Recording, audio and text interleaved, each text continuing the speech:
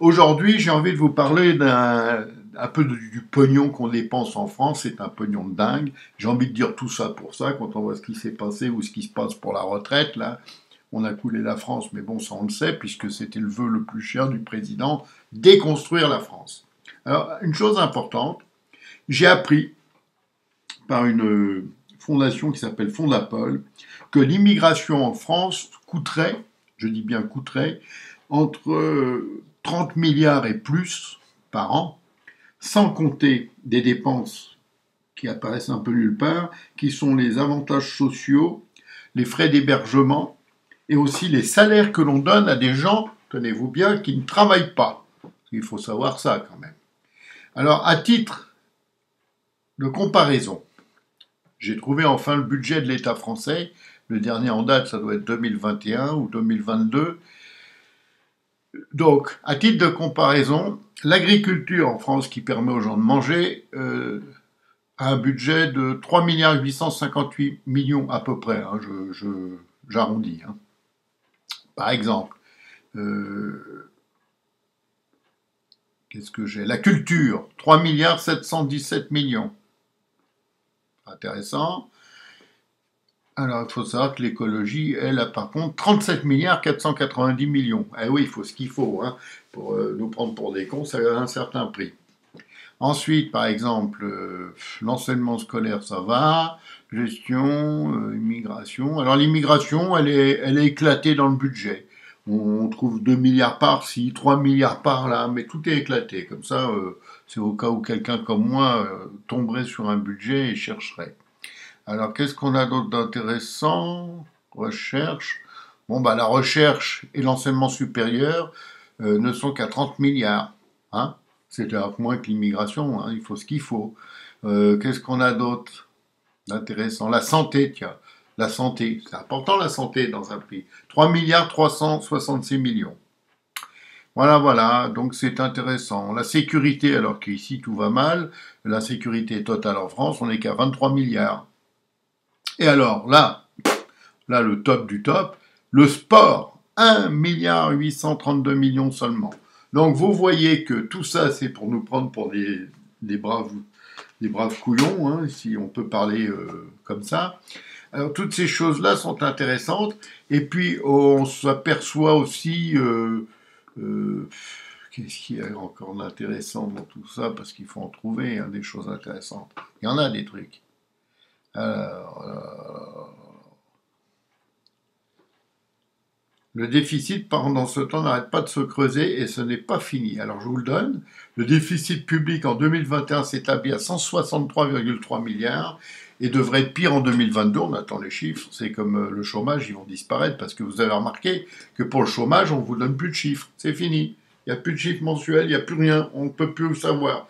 Et on vous dit quand même, ça j'adore, Macron le premier, hein, tout va mieux. L'emploi n'a jamais été aussi bien. Et en même temps, qu'est-ce qu'on apprend? Que les faillites explosent. Alors, on a des faillites de gens très connus. Hein. Les dernières en date, c'était par exemple, il y a Gosport. Il paraît que les Galeries Lafayette sont très mal. Je ne vais pas tout vous citer, mais il y en a un paquet. Et vous apprenez que telle société, c'était 400 magasins, donc ça fait X milliers de chômeurs. Et on y va, par-ci, par-là. D'ailleurs, il suffit de regarder dans vos rues, hein, vous voyez le nombre de magasins fermés, les restaurants fermés, les choses comme ça. Tout le reste, tout s'écroule, mais on est content. J'aimerais aussi qu'on nous dise, mais ça, c'est pareil, c'est caché, pour le trouver, il faut chercher.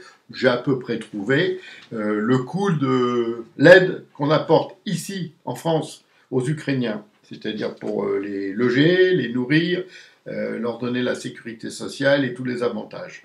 Vous avez des petits Français qui ont travaillé toute leur vie, qui ont 300 balles par mois pour vivre. Et pendant ce temps-là, vous avez des gens qui arrivent dans notre pays, qu'on accueille à bras ouverts, qu'on ne sait pas quoi faire pour eux, et ils touchent à peu près 800. C'est logique, hein, il n'y a pas de problème. Vaut mieux être étranger en France que français, ça c'est sûr.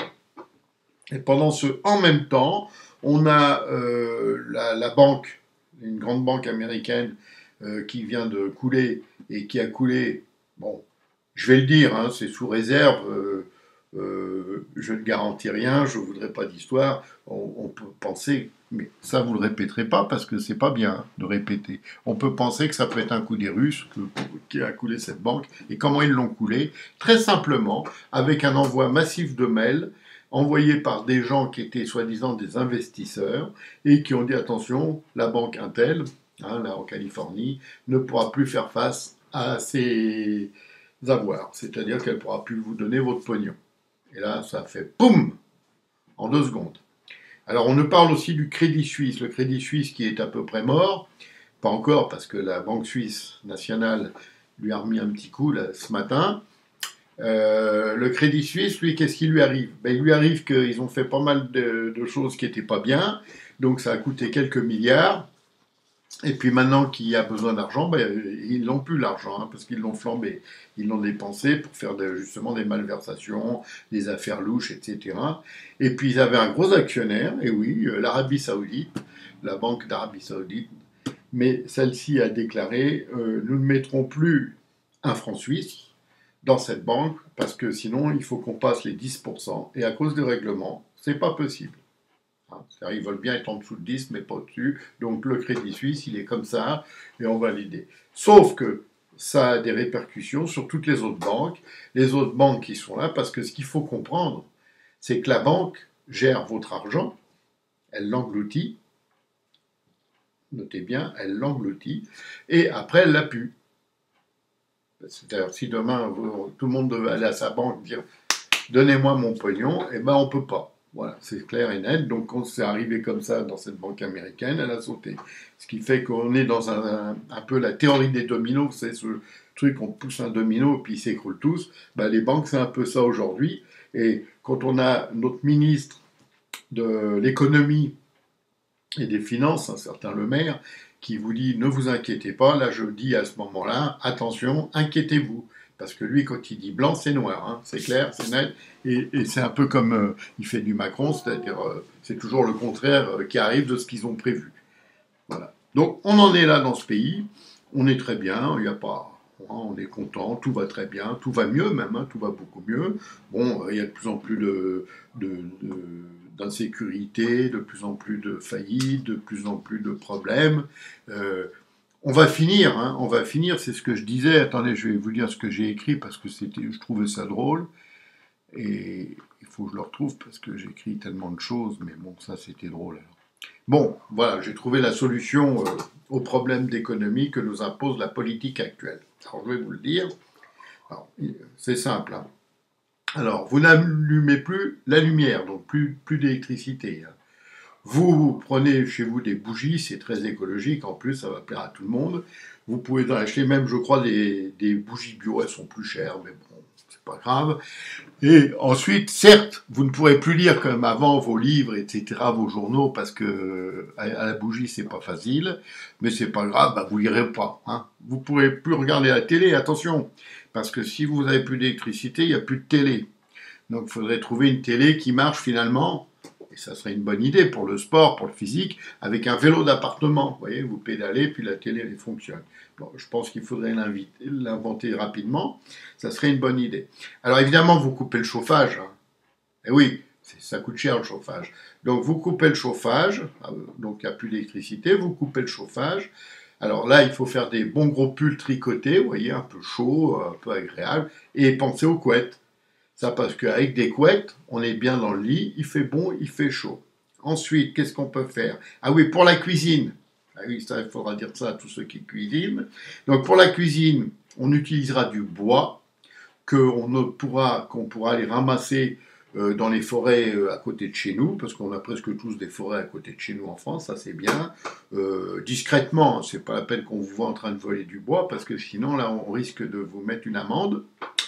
Bon, avec tout ça, vous allez faire des économies substantielles. Alors, laver le linge et tout, on va rouvrir les lavoirs. Hein. Ça permettra de créer du social. Les gens pourront se parler à nouveau. Hein, en train de laver et frotter, ils pourront se parler à nouveau. Ça sera vraiment très, très cordial, quoi. On sera à nouveau dans une vie intéressante. Ensuite, alors pour pour tous ceux qui travaillent ou travaillent pas d'ailleurs, pour tous ceux qui veulent aller quelque part. Bon, ça sera le vélo, hein. Ça, y a pas, c'est écolo, c'est bien, ça, le vélo, ça permet de se maintenir en forme. Pour ceux qui peuvent pas, ben, ils resteront chez eux, hein. C'est pas grave, le gouvernement, il en a rien à foutre de ça, c'est pas important. Alors, ensuite, et c'est là où je voulais en venir, ce que veut proposer ce gouvernement, c'est un panier type de la ménagère, avec des choses moins chères, avec des prix contrôlés, tout. C'est-à-dire que maintenant, quand vous irez, ça va arriver ça, quand vous irez dans votre supermarché, là, et ben, vous rentrerez, vous ferez plus le tour des rayons comme vous faisiez, là, vous promenez, voir ce qu'il y a pas. Non, là, vous arriverez, il y aura un gars à l'entrée, une fille, qui vous dira, tiens, voilà votre panier, caisse. Voilà. Et puis, si ça vous plaît pas ce qu'il y a dedans, c'est pas grave, hein. On vous a pas demandé ce que vous aimez, ça n'a aucune importance. Alors, qu'est-ce qu'on aura? Eh ben, on aura avec tout ça la satisfaction extraordinaire d'être un citoyen exemplaire. Eh ben non. Avec ça, on sera de vrais couillons. Allez, à bientôt. Merci.